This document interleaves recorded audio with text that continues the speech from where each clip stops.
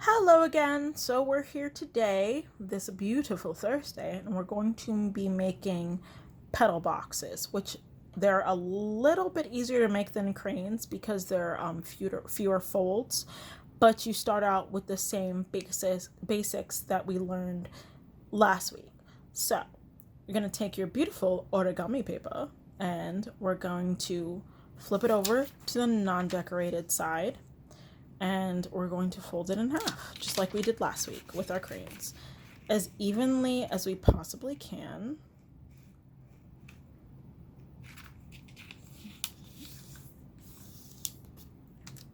And then we're going to take this, we're going to open it back up, and we're going to flip it this way, and we're going to fold it again, as evenly as we possibly can.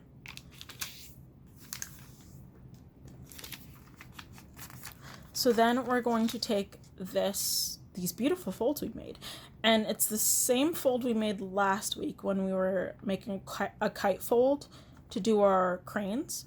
So we're going to take this, open it up, and put pressure on this point here and this point here, and kind of collapse it and fold it as evenly as possible. I always say evenly as possible because, sometimes paper doesn't want to fold the way you want to.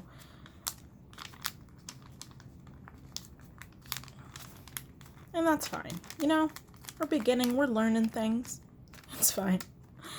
So, just like with our cranes last week, after we get the kite fold, we're going to take this and we're going to bring this edge towards, I don't know if you can see, but there's kind of a line down the middle right here. I'm going to bring this edge towards that line, as so. Like that. We're going to fold the whole thing down flat. We're going to do the same thing with this edge and bring them to meet. Do not overlap.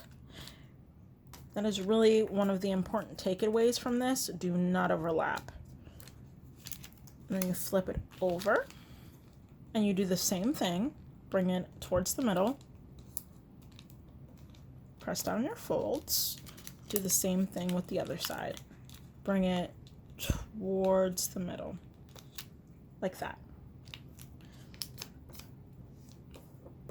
Okay, so this is where it becomes different from making the cranes.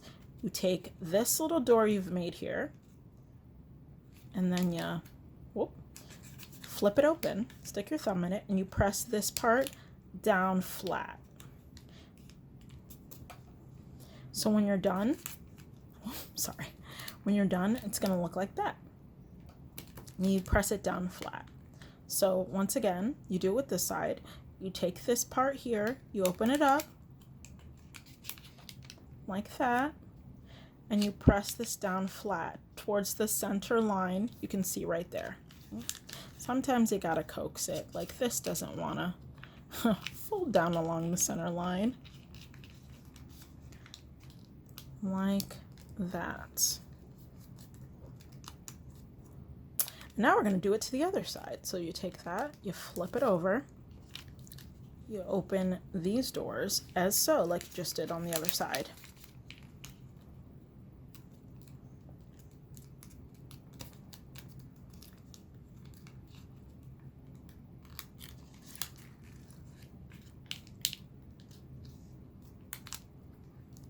Okay, and now for your next step, you're gonna take it, you're kind of gonna prop it up like this, and you're gonna take this flap, and you see how there's this space here, you're gonna fold this kind of along the line. I don't know if you can see this line right here.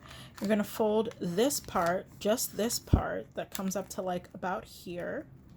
You're gonna fold it in like that until you get that. And we're just gonna do that to all the sides. So you can kind of flip it over like that. So that's how you know you're doing it right, because it looks like this. And honestly, all the other folds act as a guideline, so you know where to fold it. And once again, sometimes you gotta coax folds to do what you want. And then you do it to the other side. Follow this line right here and you fold it down. You poke that out a little bit so you can fold it evenly. Am I folding evenly? I think so. You can fold it evenly. Do it to this part too. Follow this line here. Oh. Come on. Like that. Okay, so now we're almost there. So you kind of take this part that you've just folded and you peel it down like that. So now it looks like this. Now it looks like that. And you do that to every side. So you can kind of like, you flip it and you pull this part down. And then you open this part and you pull that down. And then you open this part and you pull that down. Okay. And oops, dropped it. Once it looks like that, you take your fingers and you gently push it open along the seam side. So you see this fold we made here, we push that open. This side, we do the same thing. And we do the same thing here. And it's just really all the folds you've made, you push open gently, gently, because if you push them too aggressively, you're going to undo all your folds. And you just kind of blow it up a little bit. And that, hope you got all that, you guys. That is how you make a petal box. So that's what it looks like from the top or from the sides. Mine's a little crooked. Please forgive me. And that's what it looks like from the bottom. One of the things I like to do with my petal box, if we can get the crane from last week. Oh, here it is, crane from last week. I kind of pull it open. And now my crane has a little nest. And that's what I like to do with my petal boxes. So, oh, fall out. So I hope you guys enjoyed this little craft activity. Trying to make sure you can see it really well. And I hope you got all that. And next week we are going to be making, I'm really excited, we're going to be making octopi.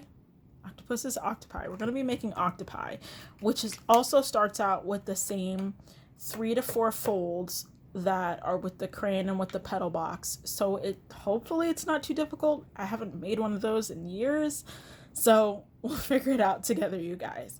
I really hope you enjoyed this, and I really hope it was, wasn't too difficult.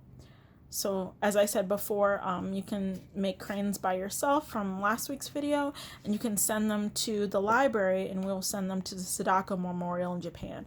Unfortunately, we will not be sending the petal boxes because they don't take those. But, it's a fun thing to make, and you can store stuff in them, and I just make them for fun. So I hope you guys like this, and I'll see you guys next week. Bye. Bye. Bye. Have a good week.